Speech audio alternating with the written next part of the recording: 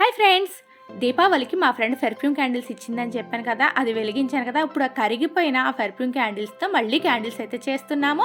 ఇలా కరిగిన ఈ వేస్ట్ ఉంటుంది కదా, దాన్ని తీసుకొచ్చాను.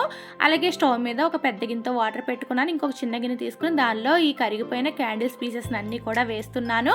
ఇప్పుడు డబుల్ బాయిలింగ్ చేయాలన్నమాట. అంటే మరుగుతున్న వాటర్లో ఈ చిన్న గిన్నె పెట్టుకుని ఈ కరిగిపోయిన ఈ కొవ్వొత్తు వేస్ట్ అంతా కూడా మనం మళ్ళీ మరిగించుకోవాలి. అది బాగా కరగాలన్నమాట. ఇప్పుడు కరిగేటప్పుడు దీనిలో కొంచెం పెర్ఫ్యూమ్ వేసుకోవాలి, ఎందుకంటే క్యాండిల్ వెలిగేటప్పుడు మంచి స్మెల్ వస్తుంది. అలాగే 1 డ్రాప్ ఆయిల్ కూడా వేసుకోండి, క్యాండిల్ అనేది బాగా వెలుగుతుంది. ఇది బాగా కరిగిన తర్వాత పేపర్ టీ గ్లాస్ ఉంటాయి కదా, దాంట్లోకి వేసేసుకుని మనం ఒత్తి పెట్టుకోవాలన్నమాట. ఒత్తి ఇలా డైరెక్ట్ గా పెడితే నిలబడదు కాబట్టి ఒక అట్టకి హోల్ చేసి నేను వీడియోలో చూపిస్తున్న విధంగా హోల్ నుంచి ఈ ఒత్తిని అనేది పెట్టుకుని ఒక రోజంతా అలా పెట్టుకుని ఉంచేసుకోవాలి.